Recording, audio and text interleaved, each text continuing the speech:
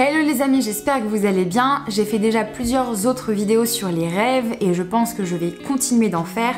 Cette vidéo parle des rêves sexuels parce que j'ai remarqué combien d'entre vous vous souffriez de ça.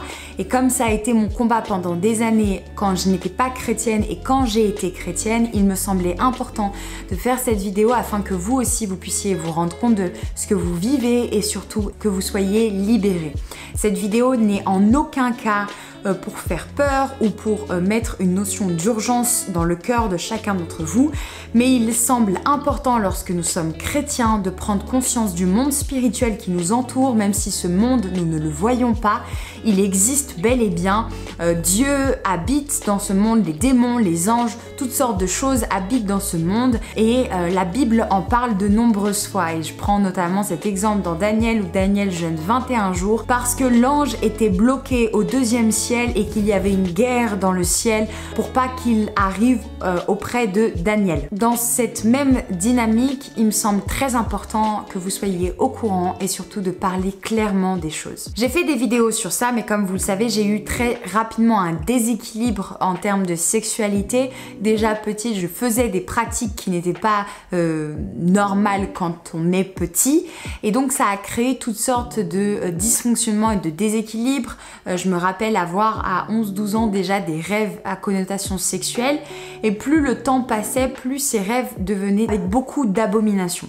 J'ai vécu une très grosse période vers 2017-2018 et ça s'est beaucoup plus atténué et estompé après où tous les jours, alors que j'étais chrétienne, tous les jours je faisais des rêves sexuels et j'aimerais dans cette vidéo vous montrer à quel point les portes ouvertes de notre vie peuvent aller très loin. Afin que la vidéo soit structurée et que tout le monde puisse s'y retrouver, on va avancer pas à pas ensemble. Beaucoup vous diront les rêves sexuels sont issus de votre imagination, issus de ce que vous avez pu faire dans la journée ou autre et que c'est ok avec ça, que c'est tout à fait normal. La réalité des choses, c'est que la plupart du temps, si nous faisons des rêves sexuels, c'est pour plusieurs raisons. La première raison qui est la plus courante, c'est que nous avons ouvert une porte qui était liée à la sexualité. La deuxième raison, c'est parfois que nous sommes soit dans le lieu dans lequel nous vivons, il y a un esprit impur, il y a des démons qui sont ce qu'on appelle des maris ou des femmes de nuit. On y revient juste après. Et la troisième raison, c'est parfois des sceaux spirituels qui ont été mis sur vos vies dans votre famille, dès votre naissance. Et donc, vous êtes un petit peu liés avec ces choses sexuelles qui vous tourmentent même si vous êtes en Christ. Nous ouvrons tous autant que nous sommes et il faut essayer du mieux que nous pouvons à ne pas les ouvrir dans notre vie, mais on a tous tendance à ne pas vraiment être vigilants concernant les portes ouvertes qui emmènent parfois à ces rêves sexuels et après d'un rêve sexuel découle un acte du péché qui commence dans la pensée, puis on consomme le péché et c'est comme ça qu'on se retrouve en général à pécher alors qu'on n'avait pas du tout envie de tomber dans l'impudicité ou de retomber dans telle ou telle chose, mais en fait on a juste laissé ces portes spirituelles ouvertes dans notre vie et on n'a pas fait attention. Les portes qui sont différentes pour chacun, parce que en fait selon la sensibilité, selon le passé de telle ou telle personne, vous n'aurez pas la même facilité à tomber ou ça ne vous touchera pas de la même manière, sont ce qui touche nos yeux, nos oreilles et ce que nous faisons. Si vous regardez quelque chose qui est à caractère sexuel, peut-être que vous personnellement ça ne va pas avoir de répercussions une fois, deux fois, trois fois, peut-être que ça va mettre du temps, peut-être que pour d'autres personnes qui sont comme moi, juste le simple fait de regarder une scène sexuelle dans un film va engendrer une porte ouverte et vous allez être attaqué dans vos rêves la nuit qui suit. Donc il y a ce que nous voyons, ce que nous écoutons.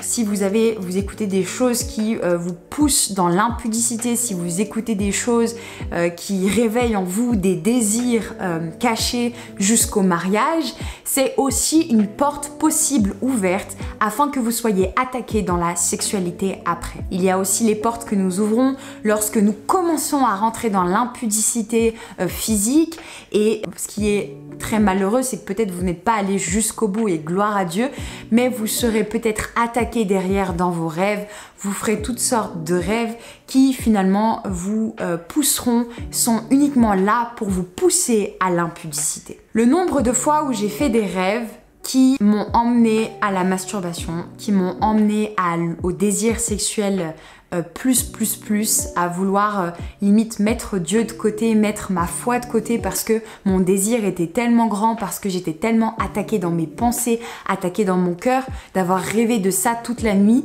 que je pensais juste à une chose, c'était limite à soulager le désir, le besoin qui était éveillé en moi. Et je sais que bon nombre d'entre vous, vous êtes dans cette situation. Parfois, on est tellement attaqué de toutes parts, on résiste, mais en fait, on fait que résister finalement, c'est comme si l'ennemi nous poussait en arrière petit à petit et qu'il n'y a pas vraiment de fruit qui se produit, qu'en fait c'est l'occasion pour le diable de nous faire chuter.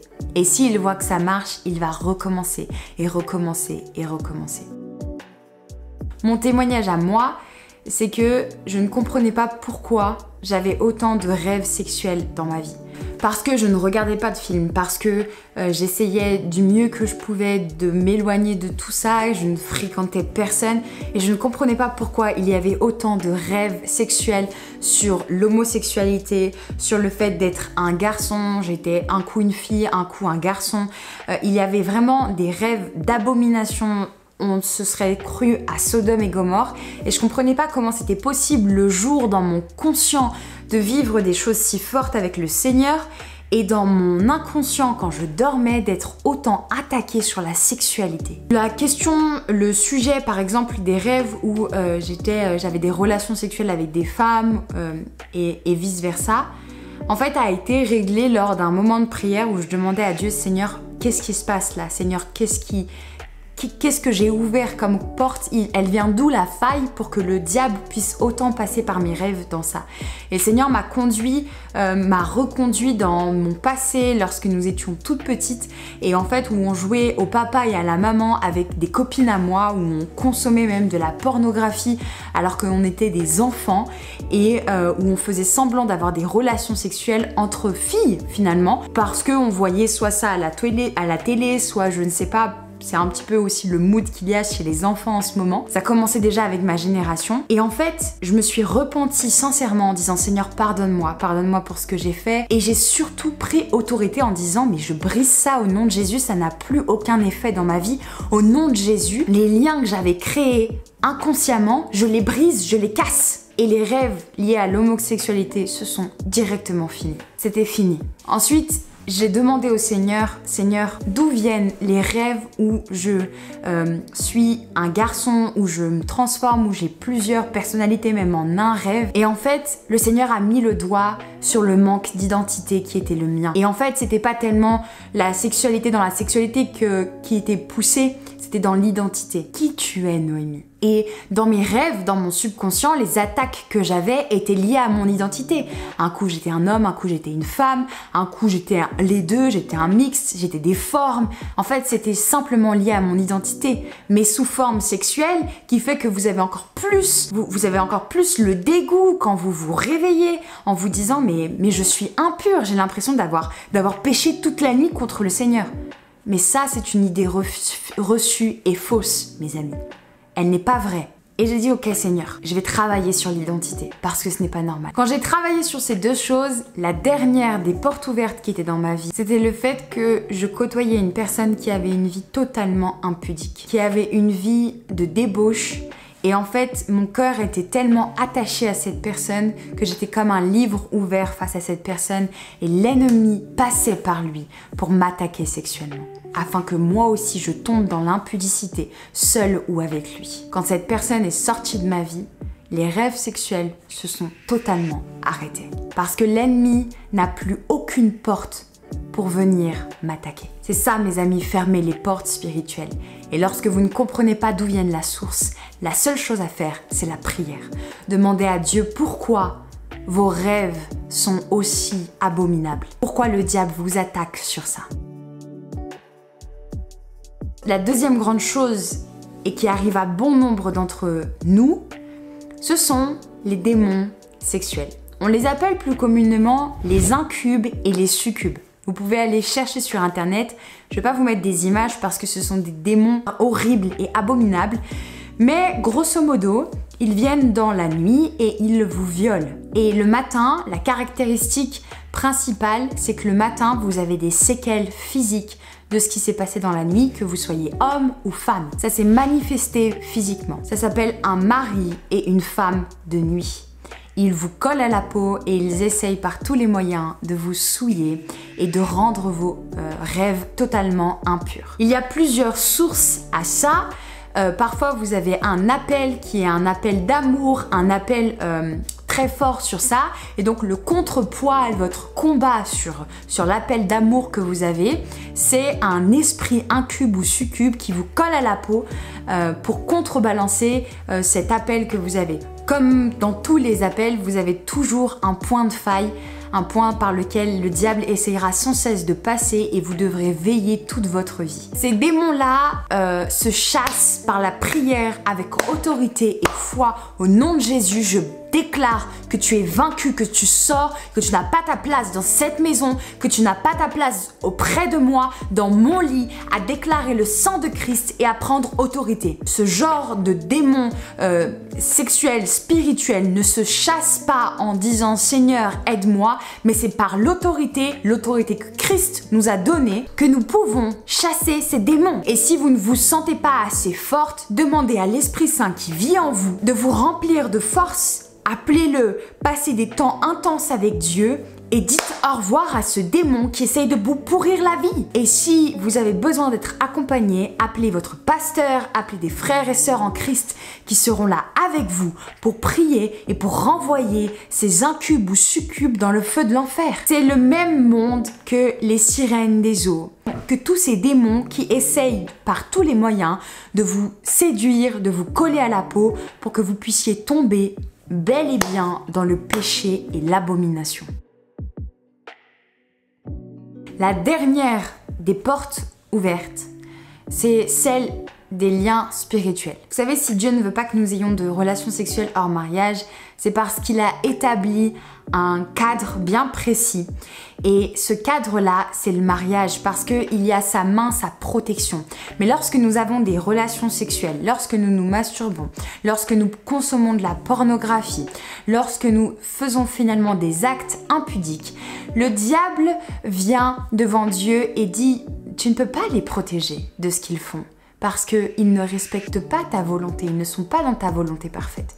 Et le diable appuie sur ça afin que véritablement il puisse sévir derrière comme il l'a fait avec Job. Parce que Dieu est bon, Dieu obéit à ses lois, il est juste en tout temps et il ne peut pas mettre sa main à part lorsqu'il nous fait grâce. Autrement, on ne peut pas être sous la couverture spirituelle de Dieu. Ça, mes amis, ça s'appelle des liens.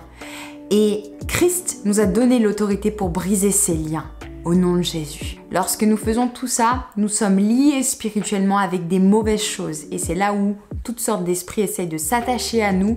Et c'est là où les portes ouvertes spirituelles de notre cœur, de notre vie sont présentes. Et c'est un danger réel pour notre foi.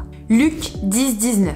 Voici, je vous ai donné le pouvoir de marcher sur les scorpions et les serpents. Le diable vous fera croire qu'il est plus grand que Dieu. Le diable vous fera croire que les démons ou les liens qui vous collent à la peau, de un, Dieu ne peut pas vous pardonner, ce qui est faux. Dieu est miséricordieux, il est fidèle pour nous pardonner nos péchés, même si nous retombons. 7 fois le juste tombe, 7 fois il se relève. Et en plus de ça, vous avez l'autorité dans votre vie pour casser, pour briser ces liens au nom de Jésus. Tout ceci vous pousse à vouloir pécher. Et il est temps, mes amis, d'être des hommes libres, pas des hommes prisonniers du péché, pas de subir les attaques ou ce que vous vivez, vos rêves ou votre subconscient, mais de prendre autorité sur ça, l'autorité que Christ vous a donnée, et d'être libre, mes amis. Il nous a appelés à la liberté et non au fait d'avoir des chaînes, à être poussé dans le péché à cause des rêves et de notre subconscient. En description, je vous laisse des versets. Priez avec ces versets, avec autorité et ferme assurance que vous avez la victoire. Priez et libérez-vous de ces chaînes. Vous en êtes capables, mes amis, parce que Dieu vit en vous. Et votre corps doit être un corps qui glorifie Dieu, doit être le temple du Saint-Esprit, peu importe les temps et les circonstances, et vos rêves ne doivent en aucun cas diriger votre votre vie et vous pousser dans le péché. Prions ensemble. Seigneur Père, merci pour cette personne qui regarde cette vidéo. Je déclare au nom de Jésus maintenant, Seigneur, que les chaînes sont brisées, que tout esprit incube, succube, toute porte qui était ouverte au nom de Jésus, nous la refermons. Au nom de Jésus, cet esprit renvoyé dans le feu de l'enfer, dans la géhenne, au nom de Jésus, toutes les portes sont déliées, toutes les chaînes sont déliées. Et la liberté nous proclamons dans cette vie. La sainteté nous proclamons dans sa vie. Je proclame la sainteté de Dieu, l'assurance de Dieu, le fait que le Saint-Esprit vienne le remplir d'assurance, de fermeté, pour qu'au nom de Jésus, il ait la victoire, de prendre autorité sur les serpents, sur les scorpions et sur toute autre spiritualité, sur tout autre démon, pour qu'il soit libre. Qu'elle soit libre, parce que les rêves doivent te glorifier, Père, et en aucun cas nous apporter, emmener au péché. Au nom de Christ, Seigneur, merci pour sa vie. Amen. Soyez bénis, soyez encouragés. Vous êtes des femmes et des hommes de feu, et Satan n'a aucun droit sur votre vie. Amen.